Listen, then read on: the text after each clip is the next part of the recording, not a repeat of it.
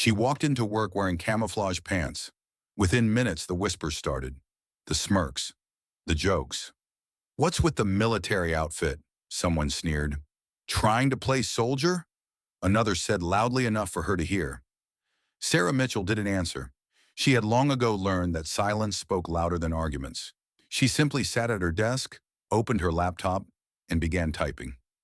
To most people in that office, Sarah was a mystery. She rarely joined the small talk in the break room. She didn't linger after hours for drinks. She came in, did her work, and left. Some interpreted that as arrogance. Others thought she was just strange. No one knew the truth, that she was living two lives. What they saw was a quiet woman in accounting. What they didn't see was the captain in the United States Army Reserve, a trained Black Hawk pilot who had flown through combat zones and rescued lives under fire. Sarah had never planned to be in the military. Growing up, she was the middle child in a family that struggled to make ends meet. Her father worked long shifts in construction. Her mother took on multiple jobs, sometimes leaving before dawn and returning after midnight. Sarah often helped raise her younger brother and sister, cooking meals, helping with homework, and trying to keep the house in order. Life was not easy. Her father, though exhausted, instilled in her a simple lesson. Strength isn't about showing off, Sarah. It's about standing tall when nobody's watching. Those words stuck with her. In high school, she wasn't the most popular kid. She wasn't a star athlete, but she had determination. When recruiters came to talk about ROTC programs, she listened carefully. She saw an opportunity, not just for education, but for purpose.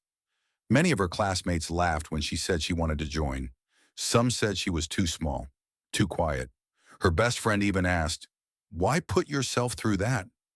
Sarah's answer was simple: "Because I want to prove to myself I can." The road wasn't smooth. Her first months in ROTC nearly broke her. Early mornings that began before the sun rose. Hours of drills, long marches, endless tests of endurance. There were moments when she thought about quitting.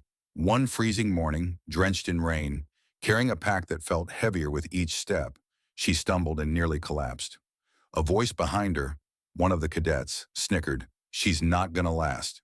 She clenched her teeth, pushed through, and finished. Later that night, alone in her dorm, she cried quietly. But the next day, she rose again. When she pursued flight training, the resistance grew stronger. A commander told her flatly, "Very few women make it through." Think hard about this choice. Some of the men in her class tried to outpace her in every drill, hoping she'd fall behind. She refused to give them that satisfaction. She studied manuals until her eyes blurred. She practiced emergency procedures again and again until they were instinct. Slowly, grudgingly, respect came. Her first overseas deployment tested her like nothing else. She was assigned to a Black Hawk unit running supply lines. On her third mission, they flew into hostile territory. Gunfire rattled the air around them. Her hands tightened on the controls, heart pounding, but she didn't break. They completed the drop and returned safely. Later, she faced far darker moments. One night, she was called to evacuate wounded soldiers pinned down by enemy fire. The radio crackled with panic. "We've got men bleeding out. We can't hold much longer." Despite warnings, she flew straight into danger. Bullets tore across the night sky. The ground below erupted in flashes. She landed anyway. Medics rushed aboard with the injured. One soldier grabbed her arm before passing out and whispered, "Thank you." She never forgot his face. On another mission, she evacuated civilians, families caught in the wrong place at the wrong time. Among them was a little girl clutching a stuffed toy, tears streaming down her face. Sarah's co-pilot glanced at her and whispered, "This is why we do it." That night, Sarah cried in silence after the mission. She rarely showed emotion in front of others, but the weight of those lives she carried stayed with her. Despite all of this, she never spoke of it back home. When she returned from deployment, she didn't boast. She didn't wear her uniform around town. She wanted normalcy. In her civilian life, she was just Sarah. At work, this double life created tension. Her coworkers had no idea who she really was.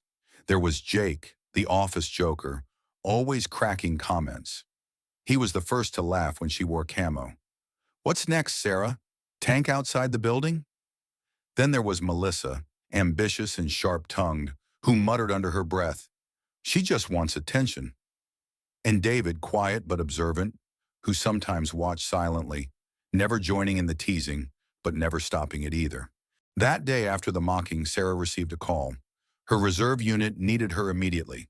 She was to be picked up at her workplace for an urgent training exercise. She looked at the clock.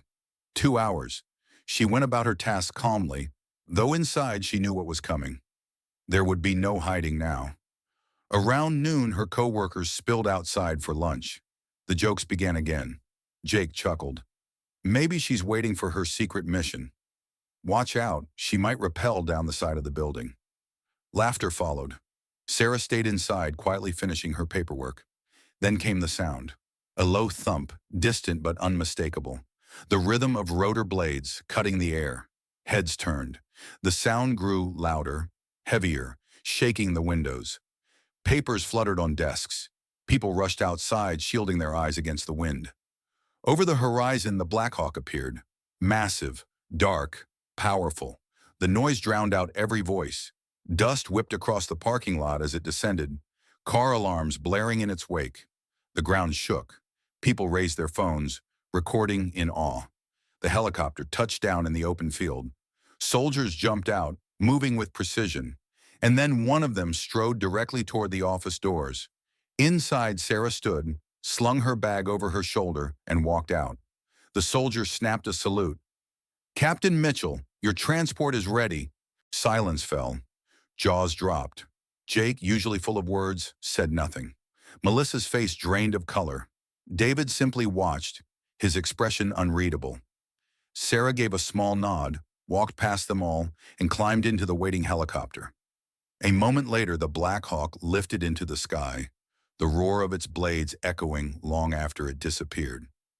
When it was gone, the silence lingered. Nobody laughed, nobody spoke. The next day, everything changed. People approached her differently. Jake stammered, I didn't know." "I'm sorry, Sarah." Melissa avoided her gaze but never mocked her again. David finally said quietly, "I always wondered about you. Now I get it." Sarah didn't boast. She didn't remind them of their laughter. She simply smiled, nodded, and carried on. Word spread beyond the office.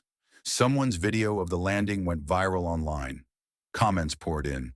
"Respect. True hero. Shame on those who mocked her." Her story touched thousands, maybe millions, but Sarah remained the same. She continued to fly, to serve, to live quietly. Her family was proud. Her mother wept when she saw the footage. Her younger brother shared it with his friends, saying, "That's my sister." Sarah herself barely watched it. She didn't like the spotlight. At work, she slowly opened up. She shared pieces of her story, not the medals or the glory, but the lessons. She talked about perseverance, about staying calm under pressure, about the weight of responsibility. Her coworkers listened differently now. Some even admitted they had misjudged her. The truth was, Sarah never needed their respect. She had already proven herself in ways most could never imagine. But the moment the Black Hawk landed, the gap between her two lives closed for the first time. Her story is more than a dramatic landing. It is about judgment, about humility, and about hidden strength. Her coworkers saw camouflage pants and assumed it was a joke. They didn't see the years of training, the missions flown under fire, the lives saved in silence. Behind every quiet face is a story. Behind every person you underestimate may be someone who has carried burdens you cannot imagine. So the next time you're tempted to laugh at someone for being different, remember Sarah Mitchell. Remember the woman in camo. And remember the day the Black Hawk landed and silenced the crowd.